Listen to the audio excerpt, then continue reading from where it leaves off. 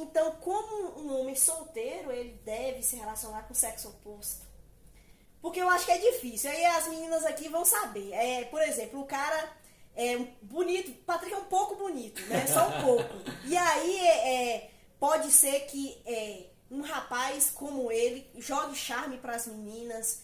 E aí a gente usa muito a palavra defraudar, né? Aí defrauda a menina e vive assim como homem cristão, servo do Senhor, que quer andar em pureza. Como ele deve, então, tentar se relacionar com o sexo oposto? Entendi. Vamos lá. Antes de eu tentar responder essa pergunta, tenta definir para mim qual é a ideia que hoje você, enquanto mulher, tem da palavra defraudar. O que é defraudar para você? Quando você imagina, olha, um homem está me defraudando.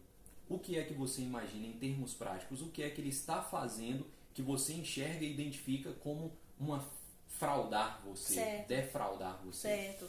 Eu não fui no Google, não sei, mas no meu pensamento, pelo menos a ideia é a seguinte: ele me dá todos os indicativos de que quer um relacionamento comigo, ele dá os indicativos, mas ele não dá o passo de dizer, por exemplo, Alba, quer namorar comigo? Uhum. Entendeu? Então é isso, ele cria expectativas, ele joga charme para... Porque é o seguinte, quando um rapaz quer namorar uma moça, realmente é bom namorar uma amiga. Uhum. Então precisa ter amizade, precisa conhecer, precisa conversar. Só que isso, C.S. Lewis tem um livro, que é Os Quatro Amores, e ele fala de uma dança, de um laço. E ele fala dessa dança, uma dança bonita, né? Vamos pensar numa valsa, uma coisa bonita. E ele disse que o namoro, para começar, o casal começa uma dança. Que é isso? É a amizade, é o sorriso, é buscar estar próximo, sentar junto, essas coisas. Então o cara, ele entra nessa dança com ela. Uhum. E aí pensando aqui na perspectiva feminina, ela gosta, ela começa a dançar. Aí, essa dança tem que ser interrompida para o rapaz falar: namora comigo, eu quero namorar com você. Só que aí a coisa vai 1 mês, 2 meses, 3 meses. Então o defraudar para mim seria isso. Uhum. Dar todos os indicativos, dançar comigo nessa perspectiva e não dar o passo de eu quero namorar. Porque aí ele fica... Aí, outra coisa também que acaba acontecendo há histórias. Ele tá dançando nessa perspectiva, que eu acho que é bem bonita, de C.S. Lewis, com outra fulana, Uhum. com ciclana. E aí a pessoa fica, não, eu acho que não, acho que é comigo.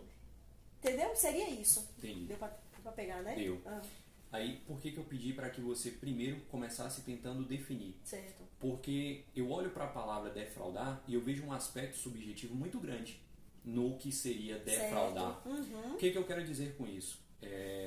Hoje você pode pegar, por exemplo, um homem. Vamos criar alguém ilusório aqui. Sim. Marcos. O Marcos, ele é um homem bonito, Uhum. elegante, educado e que trata bem as mulheres que estão ao seu redor. E Marcos tem amigas. E de que modo ele vai tratar as suas amigas? Ele vai tratar com essa educação que é própria dele. Uhum. O Marcos pode ser também um cavalheiro.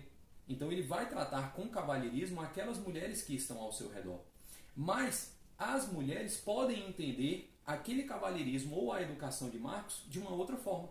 Pode entender como uma fraude. Sim. Pode entender que o Marcos está defraudando fulana de tal. Então vamos criar outras dois personagens aqui ilusórios. A Fernanda e a Júlia. Então Fernanda e Júlia também são amigas do Marcos. E o Marcos trata igualmente Fernanda e Júlia pela sua educação, pelo seu cavalheirismo, mas tanto Fernanda quanto a Júlia imaginam que estão entrando nessa dança com o Marcos. Uhum. Então, olha o aspecto subjetivo. Muito subjetivo. Agora, Aí já gera muitas perguntas. entendeu? E tal. Por exemplo,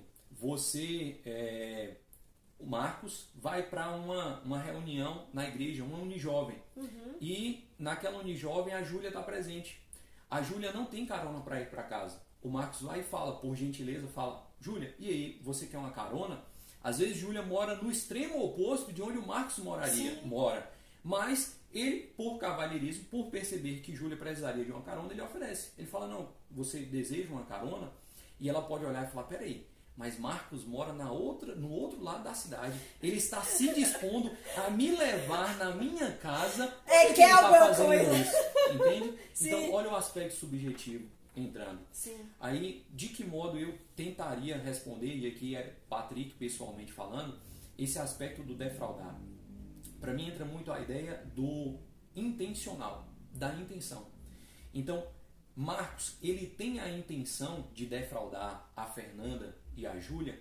Se há esse grau de intenção, isso vai ficar muito claro. E se ele estiver fazendo isso, criando aquela dança, criando aquele enredo, deixando claro que ele supostamente quer criar esperanças de que futuramente pode vir a redundar num namoro, aí eu creio que essa intenção é defraudar alguém. Certo. Porque você está despertando um sentimento que, no fundo, você não quer suprir.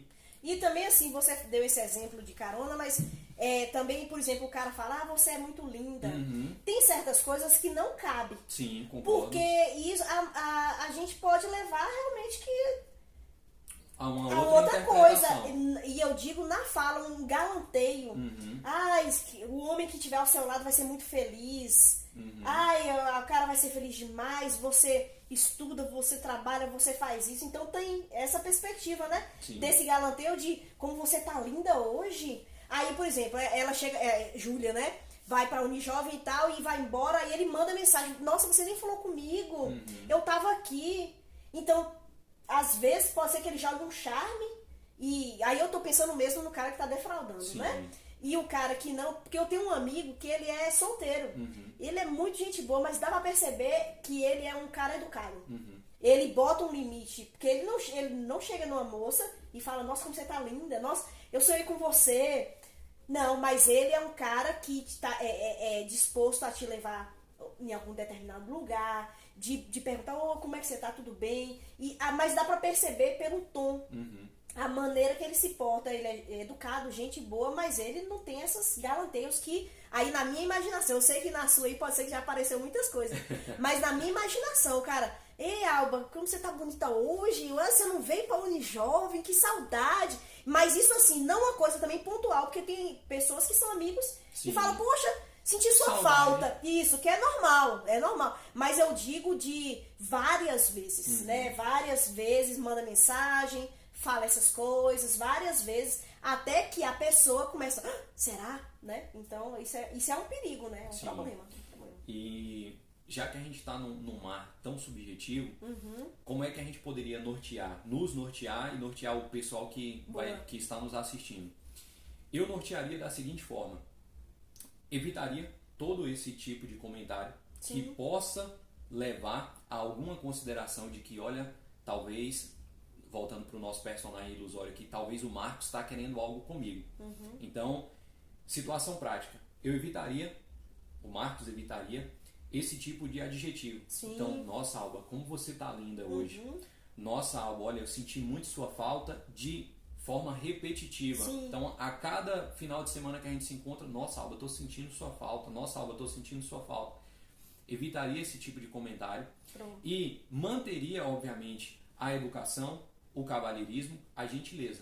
Mas a partir do momento que, pelo contexto, eu entendesse que aquilo pode estar levando a uma outra interpretação, se eu fosse o Marcos, eu me afastaria. Certo. Justamente para evitar o mal entendido. Ainda que isso talvez me custasse uma amizade, por exemplo. Porque talvez o custo de ter uma amizade um pouco mais fria é melhor do que uma suposta decepção amorosa lá na frente. Então, para mim, se eu fosse aconselhar o Marcos, seria muito mais interessante Marcos esfriar um pouco a sua amizade com a Júlia do que manter-se como ele sempre é, a Júlia interpretar de uma outra forma e lá na frente ela se decepcionar e quem sabe ela tenha interpretado dessa forma. Olha, Marcos veio todo esse tempo me defraudando, o que é uma situação muito triste e que infelizmente acontece. Então, em termos práticos, eu traria nesse sentido.